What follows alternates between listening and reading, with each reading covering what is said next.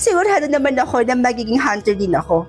Dahil lahat ng mga magulang ko ay isa sa pinakamagaling na hunter dito sa amin. Teka, ano? Isa akong prey? Hindi pwede to. Mapapatay ako ng mga magulang ko kapag nalaman nilang isa akong prey. Oh, nakali ka na dito. Maghahanap pa tayo ng prey. Sige, Nay. Susunod na ako. Hindi pwede to. Hindi ako papayag. Perfect. Bilisan mo. Baka mahuli tayo ng mga hunter dito. Hoy, saan ka pupunta? Halika dito. Huwag po. Huwag niyo po akong patayin. Bata pa po ako. Huwag mo na akong pahirapan. Panggap-panggapan lang. Alam ko naman talaga na hindi ka naman talaga hunter. Ano? Paano mo naman nasasabi yan? Kita mo to? Ha? Kita mo yan? Isa akong hunter. Kasi kung talagang hunter ka, edi sana kanina mo pa ako pinatay. Ganon.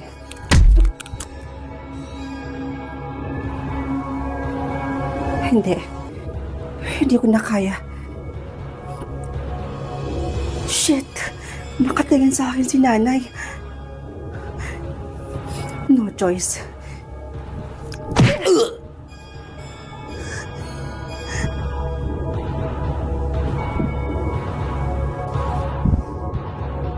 Hi, Nay!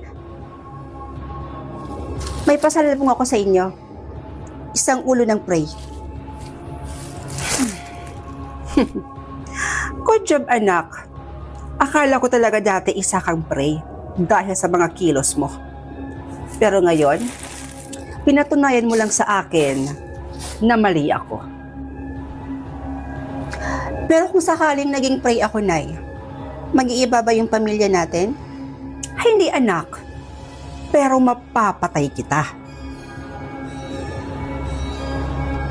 Kung sakaling isa akong prey, Nay, tapos naging hunter din ako, hindi yan mangyayari, anak.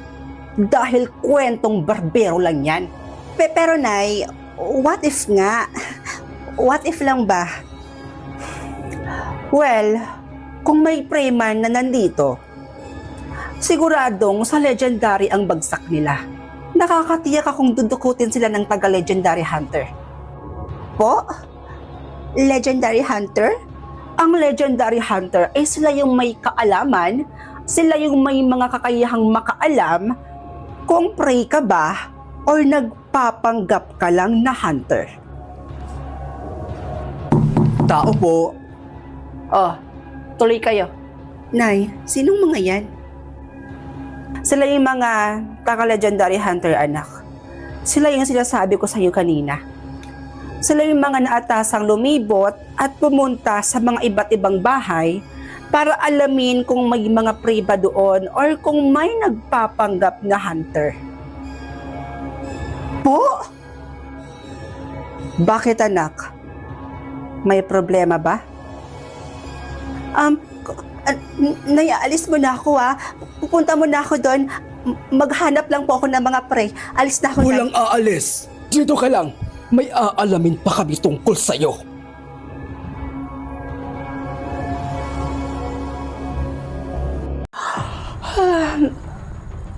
Wow! Kakagising ko lang, may choose one na kaagad. Pero ano to? Choose one? Maging matalino? O maging mayaman? Ay, dahil mahirap lang kami, pipiliin kong maging mayaman.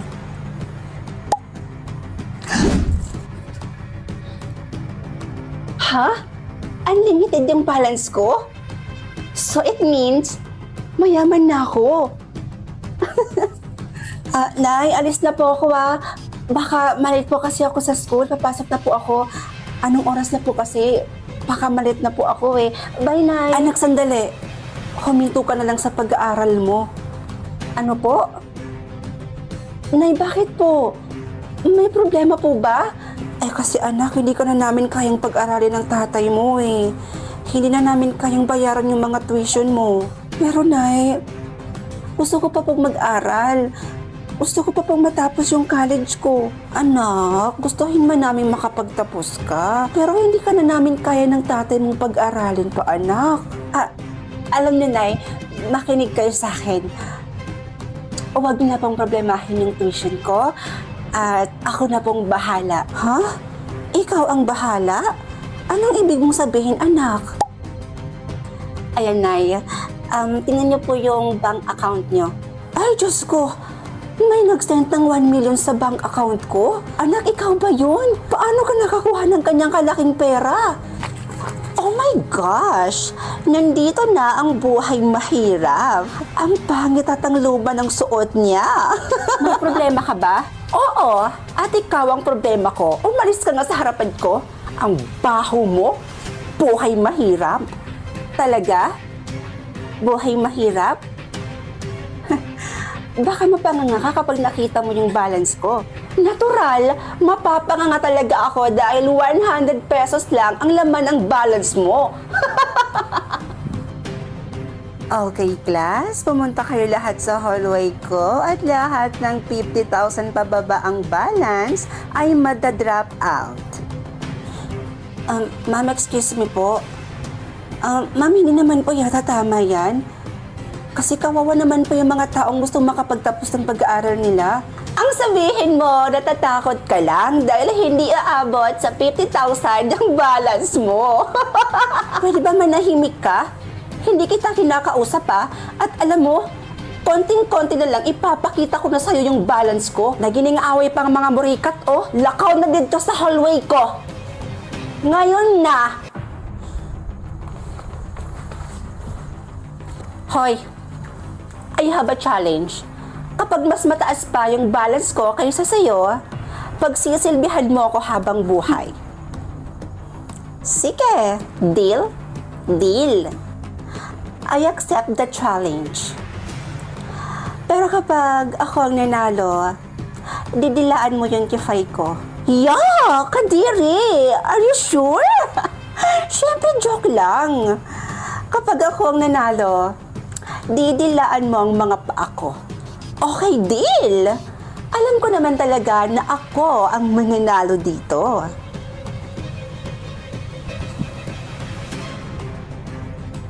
Okay, student. Are you ready? Yes, sir. I'm ready. Excited na akong matalo ka. Okay. Give me your card and I'll check. Oh, Rods. Bakit wala itong laman? Po? Paano po nangyari yun? Unlimited po yung balance ko. Abay, huwag ako ang tanugin mo dahil ewan ko rin sa'yo. Sabi ko na nga ba at matatalo kita? Sir, pwede po bang umuwi muna ako saglit? Sumakit po kasi bigla yung tiyan ko eh. Ano? Kakapasok mo pa lang ah. Pero, sige na nga. Salamat po. Paano kaya nangyari yun? Unlimited naman yung balance ko. Bakit hindi makita ni sir sa card ko? Patay ako nito. Oy, Rods! Bakit parang nagmamadali ka? Aling Marites, nakikiusap ako sa inyo. Kapag may naghanap po sa akin, sabihin niyo wala po ako ha. Bakit naman, Rods? Basta, sabihin niyo na lang po yun. Ikukwento ko po sa inyo bukas. Uy, Rods, teka lang. Ano ba talaga yun? Huli ka, Rods. Tatakasan mo pa ako, ha? Sabi ko naman sa'yo, talo ka. Hindi totoo yan. Tingnan mo, unlimited yung balance ko. Alam mo, Rods, tanggapin mo na lang yung pagkatalo mo. Nagmamagaling ka pa? O ito, assignment ko. Sagutan mo yan lahat, ha? Ang dami naman nito. Huwag ka nang magreklamo. Natalo na kita, kaya wala ka ng choice kundi sagutan yung mga assignments ko. Sasagutan mo ba yan or bubugugin na lang kita dito? Sagot! Oo na. Gagawin ko na. Goods. Oh, finally, nabili ko na rin kayo. Uy, Bes, ano nga ulit pangalan ng boyfriend mo? And why? Bakit mo naman naitanong? Napaka-green flag kasi ng boyfriend mo na yan. Tingnan mo nga yan, no? Ini-spoil ka niya sa mga bagay na gusto mo. Tsaka kung ituring ka, para kang prinsesa. Tinatrato ka ng tama. O diba? Napaka-green flag talaga. Hay nako, Bes. Sinabi mo pa. Nga pala, Bes. Bakit kayo lumipat dito sa Laguna? Ano lang, gusto lang namin sa lugar na walang nakakakilala sa amin. Eh ano naman kung may makakilala sa inyo?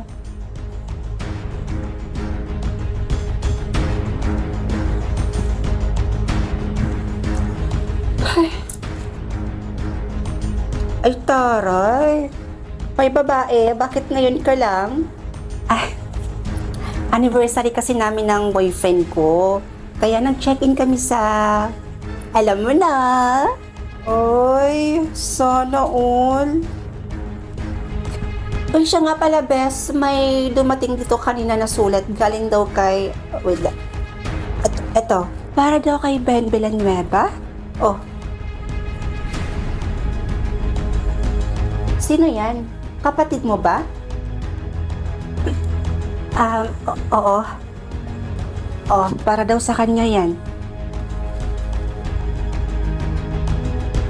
Babe naman yung kamay mo. Masakit. Huwag mo masyadong ipasok. Hay nako, sobrang traffic talaga. Pasensya ka na, Besa. Ngayon lang ako Ay, sorry. Bes, nandito ka na pala. Nandito pala yung jowa mo. Sinamahan niya lang ako kasi mag-isa ko lang kanina. Babe, si Karen, siya yung kasama ko dito sa boarding house at best friend ko.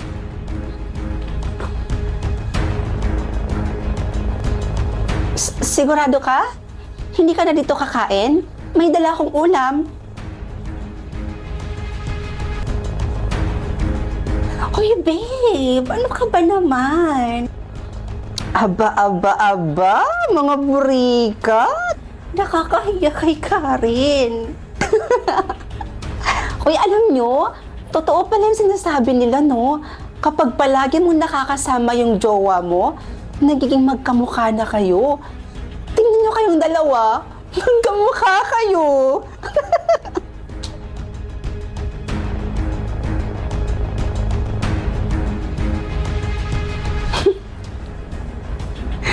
Sige. Ingat ka, ha?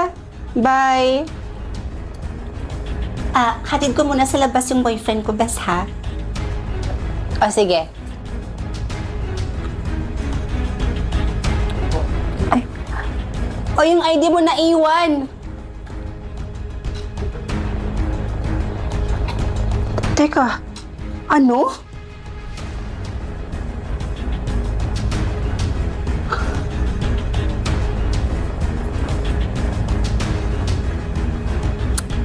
Bes, kamusta naman yung pasok mo? Tapatin mo nga ako. Anong ibig sabihin nito? Nikki, sumagot ka! Anong ibig sabihin nito? Kaya ba kayo lumipat dito sa Laguna? Kaya ba tagong-tago ka sa relasyon ng dalawa? Kaya palang iwas na iwas ka kapag siya na yung pinag-uusapan? Dahil dyan? Ha, Nikki? Magsabi ka sa akin ng totoo! Yung Ben Villanueva